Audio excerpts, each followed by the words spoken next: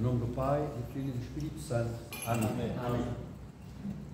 Amados irmãos, vamos falar algumas breves palavras sobre o Evangelho de hoje.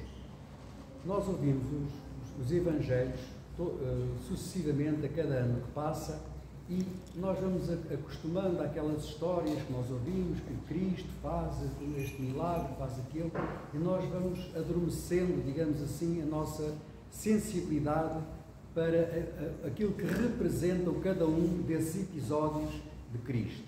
E cada um desses episódios, tudo aquilo que o Senhor faz é em vista da nossa salvação. Portanto, o Senhor age sempre de forma pedagógica, ou seja, no sentido de nos ensinar, nos educar aquilo que nós, enquanto cristãos, devemos fazer, sendo Ele o primeiro a dar-nos o exemplo. É claro que há muitas coisas que nós não podemos fazer como Cristo as faz, porque naturalmente, sendo Ele Deus Todo-Poderoso, tem o poder, por exemplo, de fazer milagres, de conhecer os pensamentos de todos, de muitas outras coisas que só Deus realmente, de facto, é que tem esse poder, e portanto nós não podemos ter veleidades de nos compararmos ao nosso Senhor Jesus Cristo. No entanto, Ele próprio convida-nos a que nós sejamos semelhantes a Ele e que sejamos em tudo como Ele, como nosso Senhor Jesus Cristo. Então, nós temos alguns aspectos que vale a pena retirar, por exemplo, do Santo Evangelho que hoje foi lido pelo protodiácono. Começa esse trecho dizendo que os apóstolos apressavam-se, queriam praticamente obrigar Cristo a que estivesse sempre na presença deles. Ou seja, que eles estivessem na presença de Cristo, porque eles gostavam de acompanhar o Mestre, porque amavam o Mestre, queriam beber das suas palavras, do seu ensinamento, tudo aquilo que poderiam aproveitar para a sua própria salvação. E dessa forma eles queriam, de tal forma que o próprio Senhor Jesus foi obrigado, é o termo que foi utilizado pelo evangelista, obrigado a enviá-los para que eles entrassem no mar. Eles estavam à beira do mar de Genezaré e para passarem para o outro lado. Entretanto, o Senhor, que tinha acabado de fazer o milagre da multiplicação dos pães e dos peixes, não quis que a multidão continuasse junto dele e quis retirar-se ele próprio para poder também ter o seu tempo de oração durante a noite, a vigília noturna. Isto é para nós um exemplo, como estava a dizer há pouco, daquilo que Cristo faz, daquilo que Ele diz, é também um exemplo para nós. Ou seja, a importância que a oração tem, nós sabermos aproveitar alguns momentos que temos ao longo do dia e até durante a noite, como é este caso que o Senhor nos apresenta, em que Ele próprio se retirou para a montanha para orar. Será que o Senhor, Ele próprio, precisava fazer esse retiro de oração? Não, naturalmente, toda a sua vida que nós encontramos descrita no Santo Evangelho é uma vida em que ele está em comunhão permanente com Deus Pai. Ele, e muitas vezes faz algumas orações, dirige algumas palavras a seu Pai, para que nós percebamos, de facto, esse mesmo relacionamento que ele tem com Deus Pai. Não que ele tivesse necessidade de o fazer. Portanto, não é, volto a dizer, não é por necessidade que ele faz, que ele dedica este tempo noturno à oração a Deus, que é um tempo excelente, porque é um tempo em que está tudo em silêncio, em que pode haver uma concentração maior e estarmos com uma oração mais pura diante de Deus, e isto é de facto um exemplo também para nós, que nós saibamos aproveitar também momentos ao longo da nossa vida, não apenas estes momentos assim tranquilos, em que estamos sozinhos, mas também até no meio das multidões é possível nós rezarmos, nós ligarmos a Deus, estarmos em Deus, com Deus em oração, mesmo no meio das multidões. Isso é possível ser feito e nós podemos exercitá-lo e fazê-lo com toda a frequência possível. Então o Senhor retira-se e em oração na montanha, entretanto os apóstolos seguem no barco e sabemos que os ventos eram contrários e estava a levantar-se uma tempestade, ou seja, os apóstolos estavam em dificuldade. E o Senhor resolveu, terminada a oração, já no fim das vigílias noturnas, quando já se aproximava a madrugada, o Senhor resolveu ir sobre o mar para ir ter com eles. Eles veem-no à distância, ainda é escuro, não se apercebem, veio um vulto, mas não conseguem distinguir quem é, e gritam com medo, pensando que era um fantasma, que era um espírito que estava ali. E a primeira coisa que Cristo faz, diante de uma situação em que possa haver medo, possa haver uma reação da nossa parte de temor, porque é algo que está a acontecer que nós desconhecemos, a primeira coisa que Cristo faz é dar-nos a sua paz. Não tenhais receio, sou eu, acalmai-vos, não há razão para teres medo. Portanto, é a primeira coisa que Cristo faz. Faz neste momento, faz, por exemplo, nós lembramos, quando o Senhor, depois da ressurreição, de ter ressuscitado os mortos, quando aparece junto dos apóstolos, com as portas fechadas, e Cristo aparece no meio deles, a primeira coisa que diz é: a paz esteja convosco. Ou seja, para retirar quaisquer medos de uma aparição súbita que o Senhor fez nessa altura diante deles, a primeira coisa que Deus faz para nós é dar-nos essa paz, dar-nos essa tranquilidade diante de coisas que vêm do próprio Deus. E o contrário também nós devemos ter atenção, porque às vezes acontece o oposto, que é, diante de determinadas situações duvidosas, nós não sabemos o que é que se está ali a passar, quando começamos a sentir alguns calafrios, algumas coisas que sentimos que não estão bem, podem ser realmente tentações demoníacas.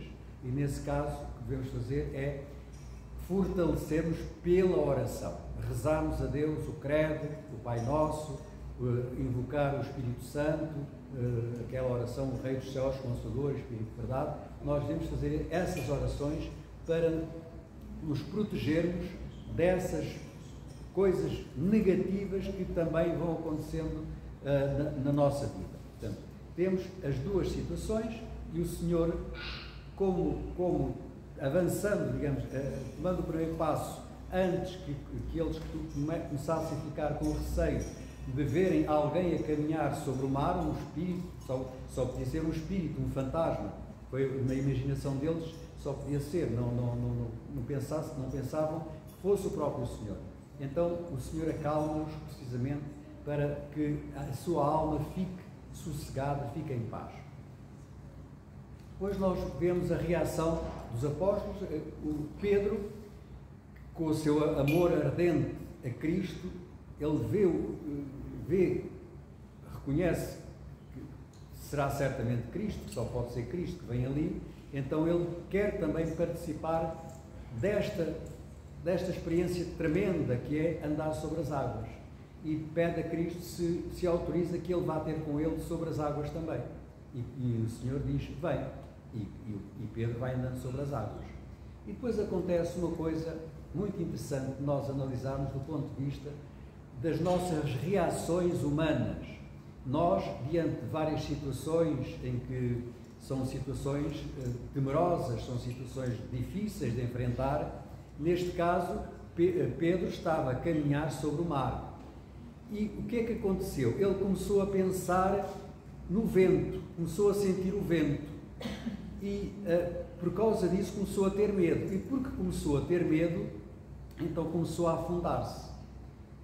E nós vemos aqui como a nossa mente humana às vezes deixa-se levar pelas coisas até que são mais fracas e conseguimos lutar contra as mais fortes. Ou seja, o que é mais forte aqui neste caso é o mar em si mesmo ou o vento. Naturalmente nós pensamos que o mais forte aqui é o mar. Portanto, aquilo que há que ter mais receio estando no mar é o próprio mar, não o vento, porque o vento não terá efeitos desastrosos, né, neste caso. E foi o contrário que aconteceu. Pedro começou a pensar no vento e esqueceu-se que ele estava a caminhar sobre o próprio mar. E então, como a mente fez esta partida, ele começou a afundar-se.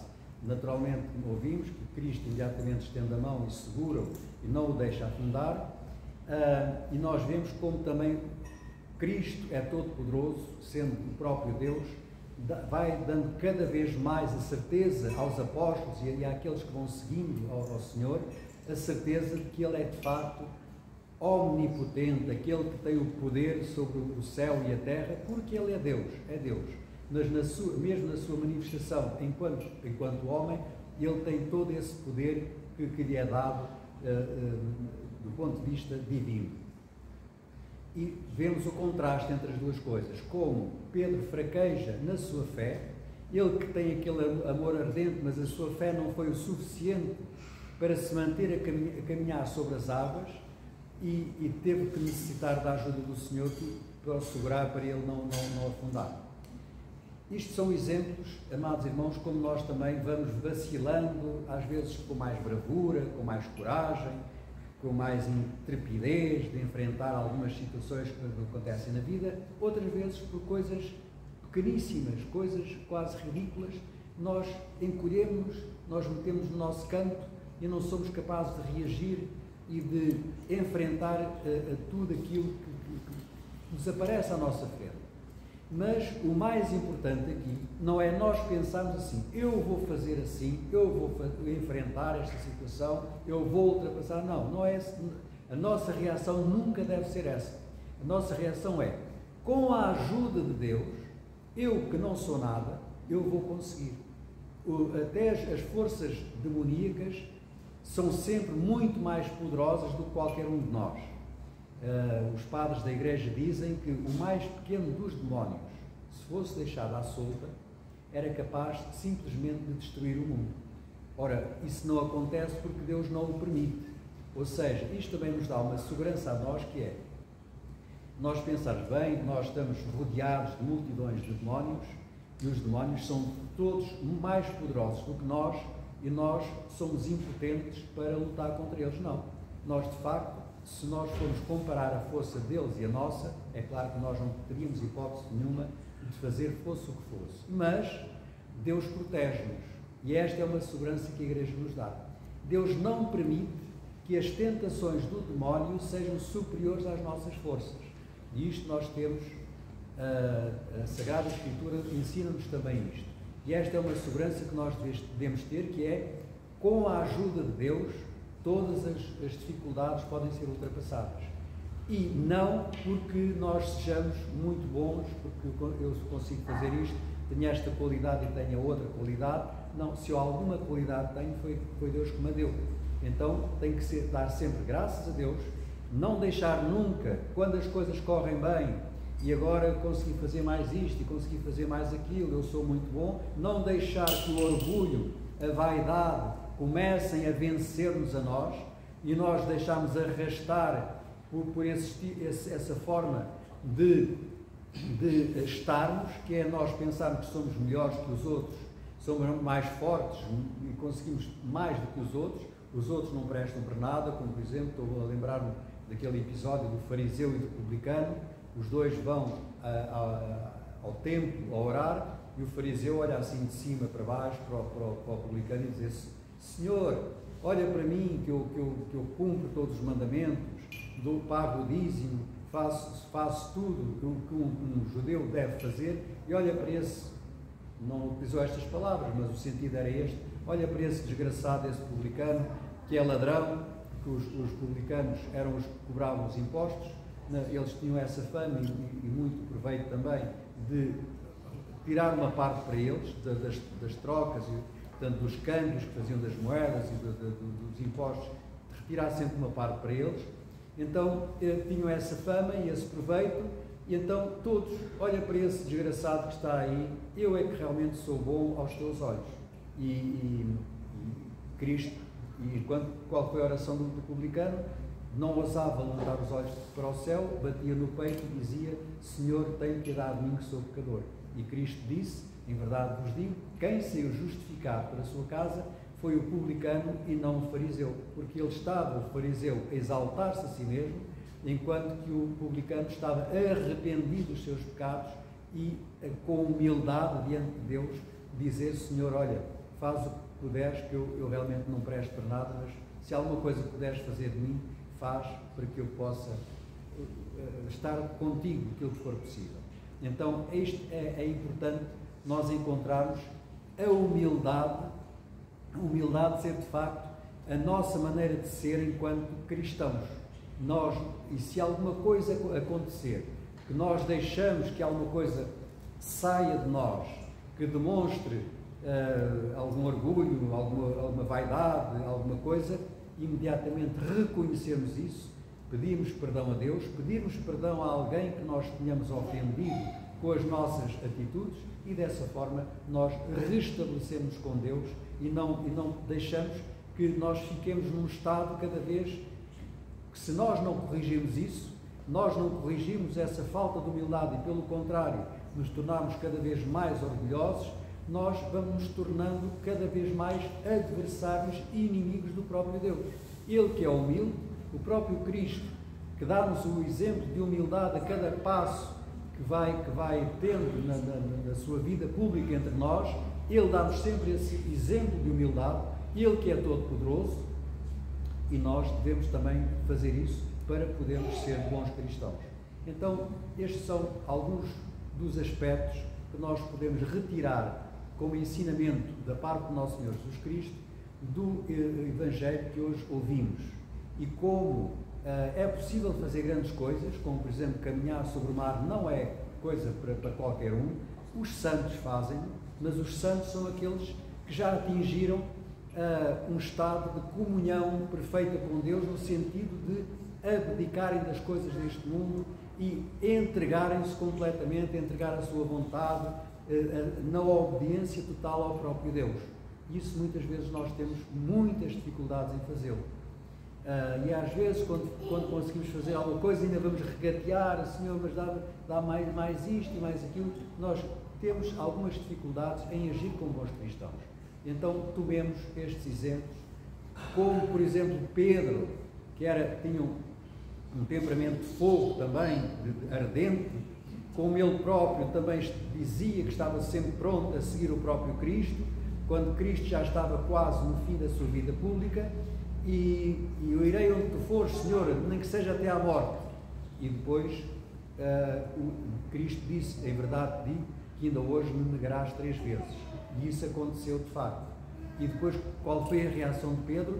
Depois de ter negado Cristo 3 vezes, aqui temos também um exemplo para nós, um exemplo que é excelente para os cristãos, que é o arrependimento sincero. O evangelista diz, e Pedro retirou-se chorando amargamente, ou seja, ele reconheceu plenamente as negações que ele fez de Cristo, que provocavam-lhe a ele, sem dúvida, o perigo de ele se afastar definitivamente de Cristo. Se ele continuasse dessa forma, ele não poderia mais participar na vida de Cristo e estar com ele, e de tal forma que ele, reconhecendo isso, ele, através do arrependimento, reaproximou-se novamente de Cristo. E Deus aceitou esse arrependimento e Cristo recebeu novamente depois dele se ter arrependido. Então, estes são exemplos para nós que nós não devemos esquecer.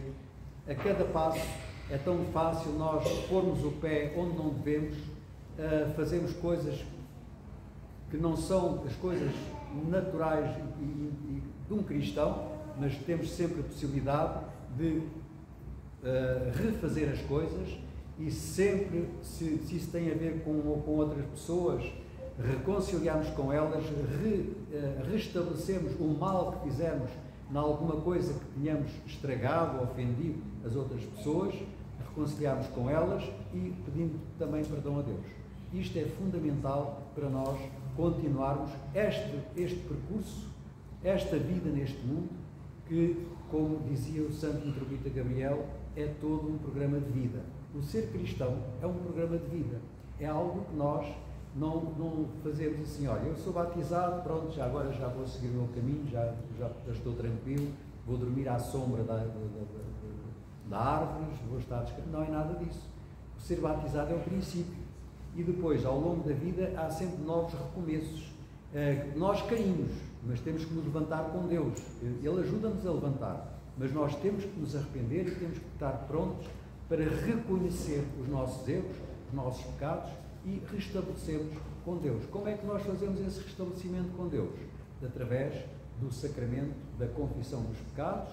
Nós preparamos, fazemos um exame de consciência, fazemos algum jejum também, vimos à igreja, confessamos os nossos pecados e vamos receber a Sagrada Eucaristia. E dessa forma restabelecemos a pureza com que nós tínhamos no dia em que fomos batizados. E é essa forma que nós temos de ir-nos mantendo no caminho da salvação e através dessa purificação que é necessária nós fazermos na igreja. Façamos assim, amados irmãos, e quaisquer problemas, quaisquer dificuldades, não esqueçam, o metropolita, os bispos, os padres estão aqui para as necessidades que as pessoas tiverem. Não é quando já chega-se a um ponto em que chega-se a situações irreversíveis. O que é uma situação irreversível? É uma situação em que já não há mais nada a fazer, uma situação que já não tem ponta para onde se pegue. Então, não deixarmos que isso aconteça. Quando alguma coisa não estiver bem, vamos à igreja, pedimos as orações, seja qual for a situação, Deus tem poder para nos ajudar e para nos ajudar a restabelecer tudo aquilo que não esteja bem e para que possa ser realmente posta no seu devido lugar. Façamos assim, amados irmãos, e se assim fizermos, seremos dignos de estar um dia no reino dos céus com o Pai, o Filho e o Espírito Santo pelos séculos dos séculos. Amém. Uma santa semana para todos. Agora vamos fazer a distribuição.